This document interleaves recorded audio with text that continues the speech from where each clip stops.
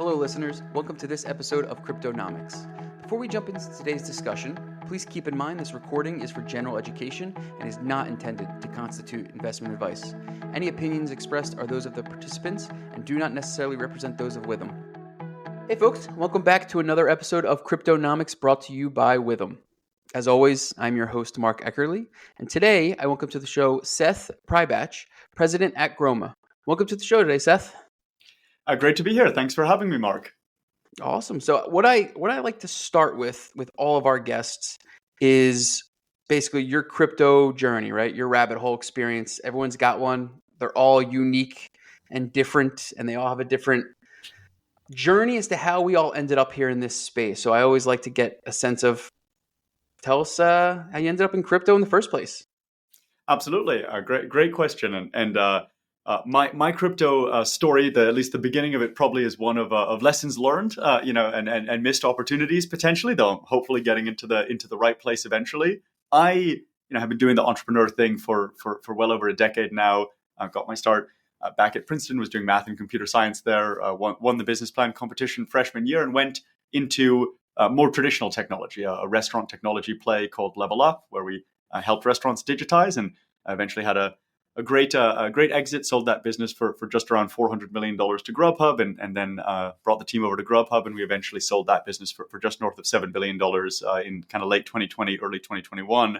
All of which has nothing to do with crypto. But while I was doing that, many of my really smart teammates, back in like 09, 10, 11, brought this thing Bitcoin to my attention and said, "Hey, we're doing payment processing for restaurants. We should probably add a cryptocurrency," which we did not end up doing. And I took a deep dive into the Bitcoin white paper and, being completely honest, decided it was not for me. I was not sold. I was like, this is clever, and I really appreciate the technology behind it, but I had not done my full deep dive into what makes a good currency, a bad currency, a good financial system, a bad financial system, and I sort of opted out, and many of my colleagues opted in, and they have done very well, and we're smarter than me, and every once in a while remind me of that, over a get together.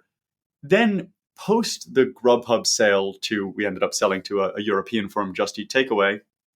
Some friends and I, colleagues, got back together, and we started digging deeper into what we were going to do next, and many of us got fascinated by the evolution that blockchain had taken, the things that Ethereum was doing, some of the other L1s, and we got sort of reignited. And 2022, not that long ago, I dove back in head first, and I'm only a few years full time in the crypto space, but doing my best to build interesting things in the broader blockchain ecosystem. Yeah, a few years in crypto is 10 to 15 years in many other industries. So Yes, you're definitely not late to the game. I mean, we're all still early, right? Bitcoin's only been around for 15 years, so it's still right. very new and a nascent asset. But no, it's exciting. So tell us a little bit about what you're working on, what products in the crypto space the last 2 years, and kind of break down what ultimately is Groma at its heart and soul. Yeah, so the long-term vision for Groma, and I'll start with the long-term vision and then pull back to how we're going to try and make that happen more pragmatically. But our long-term vision is we are building a real estate-backed cryptocurrency. We spent a lot of time, and when I say we, my co-founders and myself, spent a lot of time thinking about what would be the ideal currency if you were going to start from the ground up. And we looked all the way back in ancient history, like literally back to ancient Sumeria, where they had the shekel, the Sumerian shekel, and that was a metal coin, sure, but was actually a grain-based currency. You could bring your metal coins to the king's granary and trade them in for wheat, which was critical at that time in agrarian economy, all the way to modern monetary theory, fiat currency, bimetallism, everything else. And we got fascinated by both ends of the spectrum. We love the digital, permissionless, interoperable, composable nature of blockchain assets, Bitcoin specifically, but also Ethereum and a number of others. But we also really loved this idea and felt very drawn to this idea of an asset-backed currency, of a tangible asset-backed currency. In this case, we evaluated everything from gold to oil to grain as well, food, other commodities, and settled on, in some ways, this kind of elegant idea that because land is functionally the layer one of the economy, every economic activity takes place both metaphorically and literally on land, that it is a core input to every bit of economic activity. And if you could imbue land, real estate really, with the digital and composable nature of a blockchain, then you might have something that would have all the facets of a great currency: inherently limited in supply, inherently valuable, as in worth something and capable of being valued, composable in the way that blockchain assets are, anti-inflationary, and could, of course, be rules-driven. And so we set down this path of building a real estate-backed cryptocurrency, which doesn't start with the end goal, starts with building a platform to acquire and run well a lot of real estate, putting that real estate on chain, what's now referred to as sort of RWA, real world assets on chain, and maybe over the next 5 or 10 years, having enough people own that there is useful interoperability within the network, and it can transition bit by bit from being an asset worth holding, real estate on chain, to also being a currency-like object worth using. I think that idea, right, that this is really starting to come fruition in other mainstream adoptions for digital assets, right? I think the idea of tokenization is an easier idea to comprehend for the mainstream user when it comes to digital assets, right? And understanding, why do I need a digital dollar or some new asset like a Bitcoin? And it's the idea of the underlying technology with blockchain technology and tokenizing real world assets. I think that's what helps paint the picture to bring it full circle to the everyday person that doesn't understand some of the nuances of digital assets and blockchain technology. I think that helps paint the picture to them of like, hey, here's what this technology can ultimately do. You're hitting the nail on the head on a key problem that I think blockchain technology and real world assets can solve. Absolutely. I mean, I think back to sort of my own intro story on how I got connected with crypto, and the thing that dissuaded me, back in 2010, and again, I'll fully admit I was wrong to be dissuaded, but the emotional thing that dissuaded me was that it wasn't quote unquote real, right? Like, my concern about fiat currencies is they're not quote unquote real. And now, of course, they are real. They're backed by tax revenue and land and military might and all sorts of other things. And Bitcoin, of course, is real, right? It is backed by the network, and the network gives it strength and security. And that is a very real thing. But it is also somewhat ethereal, right? You have to really think hard about why that network effect creates value. And we all know network effects create value, but they are hard for our primitive human brains to think through. Whereas something like real estate, I think this is also why gold has such enduring value. Something like gold, the tangibility of it works well for how we view the world. And so, from a Groma perspective, what gets us so excited and why we've been able to scale this business from, we're not a big scale business yet, but from $0 in assets when we founded it to now just north of $200 million of real estate assets in the Groma ecosystem, owned and managed by Groma and owned on behalf of our holders, is because there is something naturally compelling to, yes, I want it to be digital and I want it to be permissionless, though we're not fully permissionless, and I want it to be portable, but I also want to know that at the end of the day, if I punch through to what the actual underlying value is, I can point to something as simple to understand as a building that earns rent and generates income and appreciates or maybe depreciates in value. And that's sort of the core union of Groma, the physicality of real estate and the digital nature of the blockchain. And that's been the ongoing debate for many TradeFi people, is like gold versus Bitcoin, right? Where's the underlying value? One is invisible and intangible. The other is physically in my hand. So I know there's certain value to that and that people will pay that. But you're bringing both worlds together, which is great. That's what I wanted to dive into. So let's start with the real estate side of things. Where is Groma's sweet spot when it comes to real estate? So you said you have $200 million in real world assets of real estate. What makes up that real estate? Is it commercial? Is it retail? Great question. So here is where we and again the founding team benefits a lot from our experience at Level Up and Grubhub and existing in this world of real world delivery logistics, working with physical, small, often restaurants, and bringing efficiency to them by grouping them together at scale to provide valuable services, delivery, loyalty, whatever it happened to be, digital ordering. When we were looking at a real estate asset class to back the Groma ecosystem, conceptually, it could have been anything, right? It could have been lab space or timberland or office space. I'm glad we didn't pick office space, but could have theoretically been anything. We picked this very narrow asset class that we call MURs, modern urban rentals, basically small cap multifamily assets from 2 to 20 units. We picked that because it mirrored in many ways the fragmented ecosystem that Grubhub stepped into. There were 300,000 small restaurants all doing delivery slowly, inefficiently, and expensively. And by grouping them together, we could build a very efficient logistics harness and provide better delivery, better returns, better margins to everybody. In the 2 to 20 unit multifamily space, there are about 2 million of these buildings in the US. They're grouped highly concentrated in about 40 cities, and they are highly fragmented and highly inefficient. And we thought, hey, that is a thing that we know how to do. And so we built the Groma platform to efficiently auto model and acquire, upgrade to the same standard, the Groma grade standard. So all of our buildings on the inside and sometimes on the outside end up looking the same, and operate them very efficiently on our platform. Our most average building, so there's $200 million worth of assets. It's about 50 buildings. The most average one, you can see them all on our website and on chain on the Ethereum testnet. It looks like a triple decker. It is a triple decker. Simple building. We own it. We rent it out. We provide a great resident experience. It produces distributions, dividends. It either appreciates or sometimes assets go down in value as well. But we record all that on chain as we get new appraisals. And that is our real estate focus.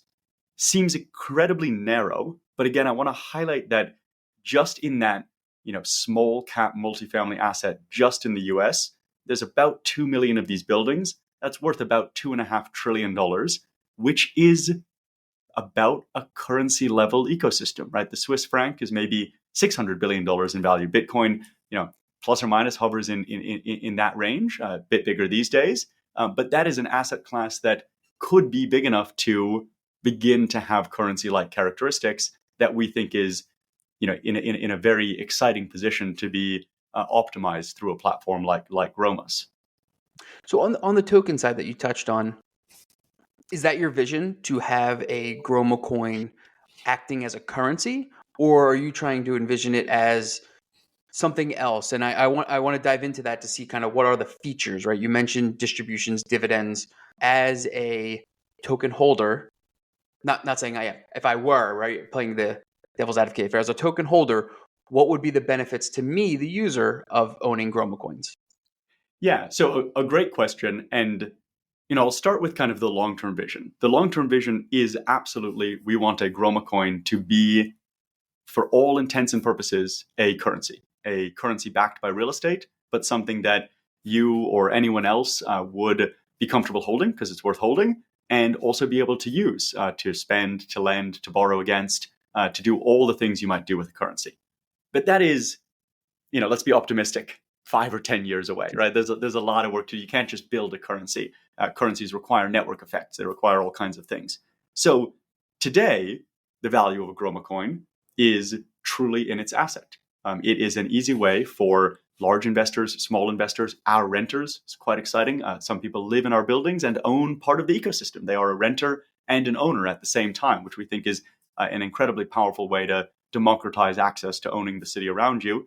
Why would they hold a Groma coin? Well, it represents fractional interest in a diversified real estate portfolio that we think we do a good job of acquiring the right assets and adding value to them. Again, everyone can judge themselves because they can see all the data. It produces dividends and distributions in a passive way. Why does a currency always have to decline in value and an asset not always, have the potential to appreciate in value and produce distributions?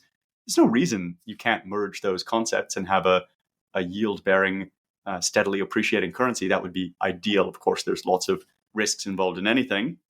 And over time, because our real estate-backed token has this value of distributions, this value of appreciation, but is built on chain, there are other things that we can add functionality around. Bit by bit, we will add some consumer-friendly features, like when you renew in a Groma apartment, maybe instead of getting $1,000 renewal bonus, you get 1,000 Groma coins, right? You are getting value, but now you own part of the ecosystem with us.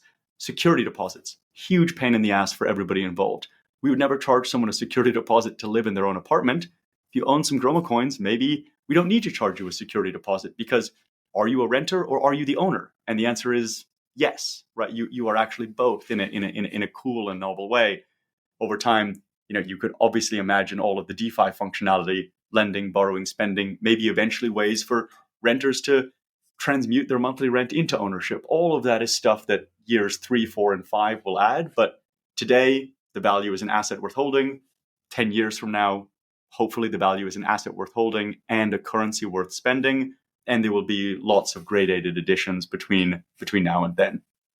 And on that piece, to kind of go hand in hand with the name of our show, Cryptonomics. Can you dive into what are the tokenomics of the Groma coin? I know you touched on that it's built on the Ethereum network, but what is the either current infrastructure or the expected infrastructure of where you guys are trying to go with the vision?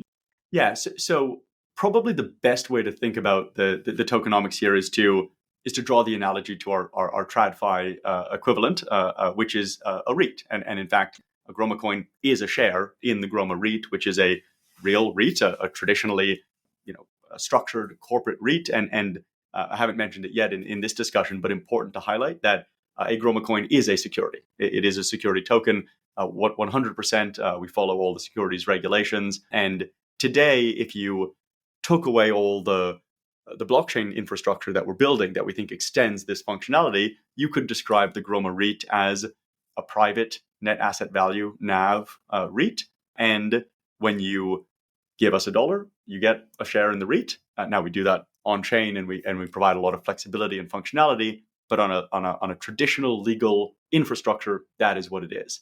That also, I think, helps explain the tokenomics. The Groma REIT, Groma coin supply is unlimited, but we can't just print them, right? People invest with us, they purchase them, they give us dollars or euros or Bitcoin or whatever they happen to give us, and we hold that temporarily and then use that to buy plus or minus triple deckers, right? And then put them on our platform and improve their value and generate yield. They generate distributions, and those go back in the form of distributions to our token holders, much like, in fact, exactly like a traditional REIT would run. This is interesting from a tokenomics perspective in that it is rules driven, it is predictable, but it can also scale to, not infinite, the planet is only so big, but a theoretically very, very large supply. But it can only scale as there is demand for holders to invest in the protocol, invest in the REIT with us. And at a high level, I think that's how the tokenomics work today. And we don't see any change to that going forward. That's sort of the game plan to build value for our token holders and build a scalable infrastructure over the next decade or so. You touched on the regulatory side. I want to put that on the back burner because I definitely want to address that and pick your brain. But one question I had from the token issuance perspective, right, that you can't just print unlimited number of Groma coins, you can't just dilute the current token holders. Is there a fixed amount per property of token issuers, or I should say number of tokens per property, or what does that look like I'm trying to think, as the company grows and expands and adds real estate to the portfolio, what does the additional issuance of tokens look like? Is there a set release schedule? Like from a technical point of view, what does that look like? If I were a holder trying to see the value, whether it goes up or down, try to paint that picture for me.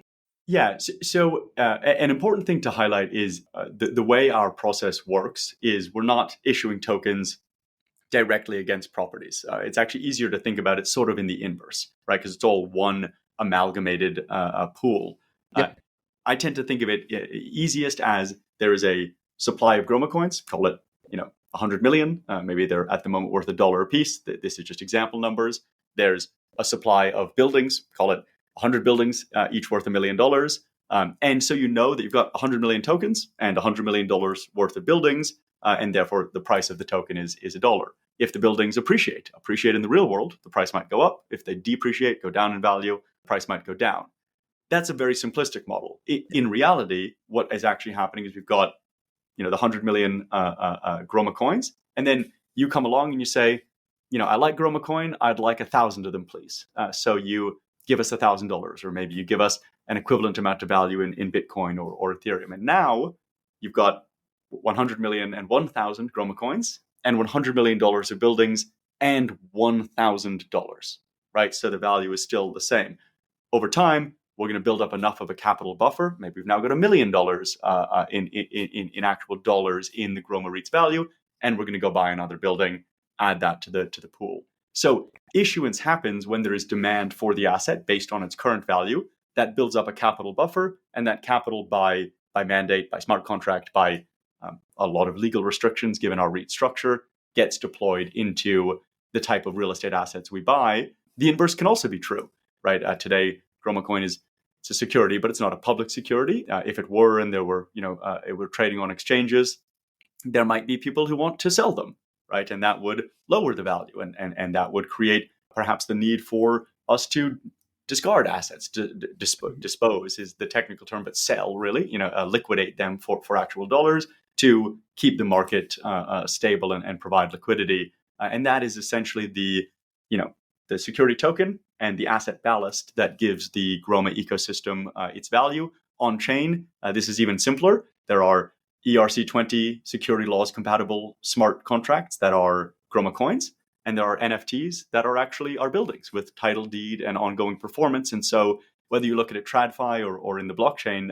ecosystem, you can see exactly the coins and exactly the value, the assets that give them value.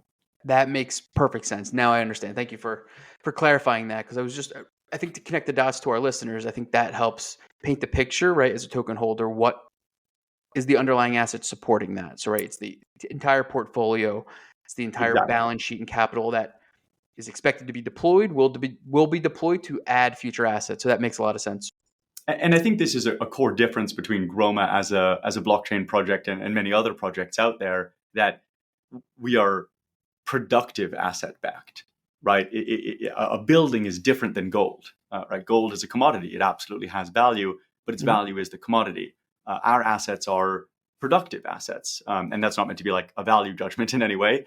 They are productive in that they produce things. They produce rent. They produce appreciation. I guess commodities can also produce appreciation. So I'll stick with they produce rent and a value service, a place to live and consume space over time.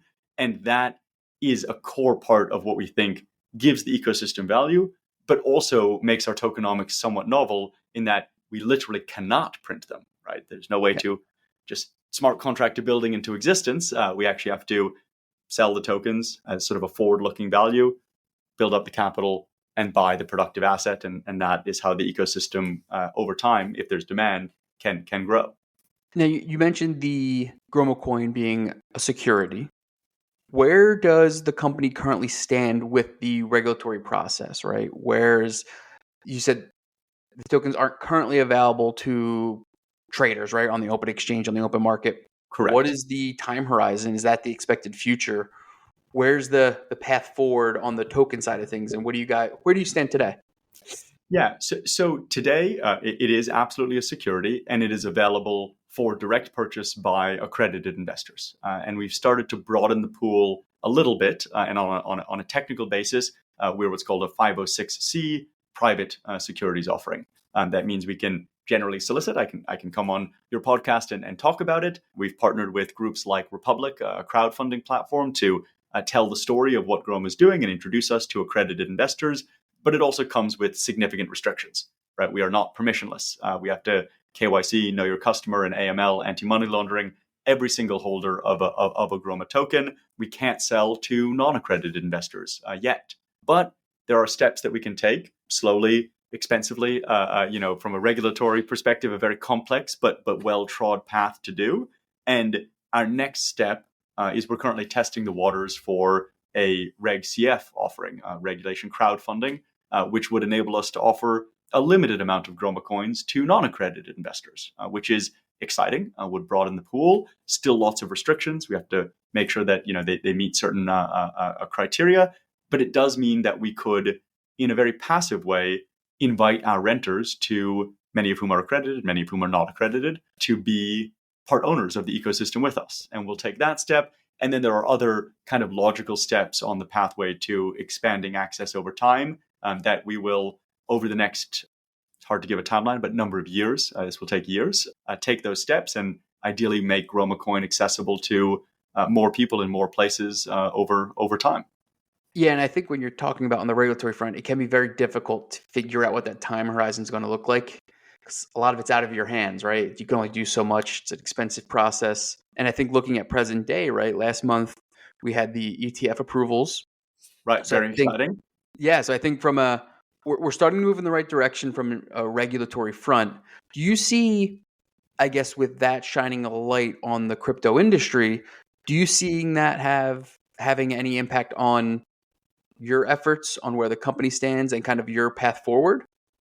Absolutely. I think the launch of the Bitcoin ETFs is, and I'm going to borrow a phrase from our mutual friend Matt Walsh of Castle Island Ventures. It's the end of the beginning of the crypto story, right? This is the moment where the large banks, the large institutions, now have a product that they can step into, and if you want to take the somewhat fun and cynical view, they can make money off of it, and that really aligns incentives. And if you want to take what I think is a deeply held and genuine a positive view, they are now unblocked to engage in something that they know has real revolutionary potential. But they have big existing businesses, and they can't take risks that would endanger the mothership. So now they have a path to dip their toes in the water. I think the launch of the Bitcoin ETFs is phase one of three from a Groma perspective. First, people will focus on Bitcoin ETFs, and that will put Bitcoin in the retirement accounts of tens of millions of Americans and hundreds of millions of people across the globe. And what a fantastic way to build exposure and excitement and awareness. Then I think there will be a moment where brokers, investment advisors look a bit beyond that. And that's probably assets like Ethereum and Solana. And we'll have to get regulatory clarity there. But I think those are sort of okay, Bitcoin is digital gold. Now there are these platforms that can also add value. What are those about? And I think that is phase two, and that might take another year or two. And then I think a thing like Groma Coin sits in phase three, even further out, which is, okay, well, now we understand that there's digital gold and there's platforms on which you can build things. What are some of those things? And I think real estate on chain is the next most natural thing. It is the biggest market, the biggest asset class in the world. I mean, it's almost immeasurable, right? It is the world, but people try to put numbers to this from time to time, and it's like $400 or $500 trillion worth of real estate value, across the globe. And the ability to make that fungible and portable and liquid and tokenized is an exciting opportunity that, as the big groups and the small groups follow that path, I think we'll see more and more interest of real world assets on chain in the coming years. Yeah, and as I mentioned at the beginning, right, I think the tokenization of real world assets is the way of the future. It's going to take time to get there, but I think that is how you get the mainstream users to understand what this technology can offer, right? I think that was for the longest time. I've been in the space personally for 9 to 10 years, trying to decipher to people that are not in the crypto industry what can digital assets, what can blockchain technology do, right? It's always trying to parlay examples into real world assets. And I think we're starting to see the fruit of our labors. I think that's the you mentioned the long-term vision. I think that's like our vision to get the short term, right? It's going to take time, but I think that's where we're trending to go. One question I like to ask everyone right before the end, before we finish up. I don't do price predictions. I don't do any of that. But I'm curious, in 2024, right? We're sitting here in February. What are you most excited for this year, right? Is there any particular crypto projects? Is there any particular areas in this space that are being built out? I know we have the ETF approval, which is a big one, and you just mentioned kind of the L2s now, and moving towards what that third level be, where Gruma sits in comfortably. Is there anything in the short term 2024 that you're particularly excited for or interested in, totally on a personal level? But I always like to pick everyone's brain on, I guess, what's on the horizon for this year and what do we have to look forward to? Yeah, well, I'll share one project that I'm particularly excited about, just on a personal level, which is an effort called Agro Token, and pulling the conversation all the way back to the beginning, the sort of fact that the ancient Sumerian shekel was sort of a grain-based currency, and that is one of the assets on which you could base a currency. Agro Token is bringing grain and agricultural futures and commodities on chain, and it's an incredibly interesting, incredibly exciting project. I think they're doing a great job. They've been scaling and raising some serious capital to build it out. And so, for academic and personal reasons, that's one I'm really excited to see grow and flourish. And more broadly within the ecosystem, I'm, like a lot of people, looking forward to continued regulatory clarity. I think the Bitcoin ETF was just the beginning. There are good rules and there are bad rules, but a lack of clear rules is the worst case. And I think we're slowly but surely moving towards a world where we get regulatory clarity, and that will enable many great projects, Groma, AgroToken, millions of others, thousands of others, to really build value in the ecosystem for people here in the States and all over the globe. Awesome. Well, Seth, I appreciate you taking the time today. Where can listeners go to learn more about yourself as well as the company Groma? Yeah, if you want to learn more about Groma, go to www.groma.com. And if you're interested in reading our white paper, it's not publicly available yet, not quite ready for prime time, but if you email us at whitepaper@groma.com, realistically, you'll probably get that right to me, and I will happily share you a preview copy and would love your thoughts and feedback. Awesome.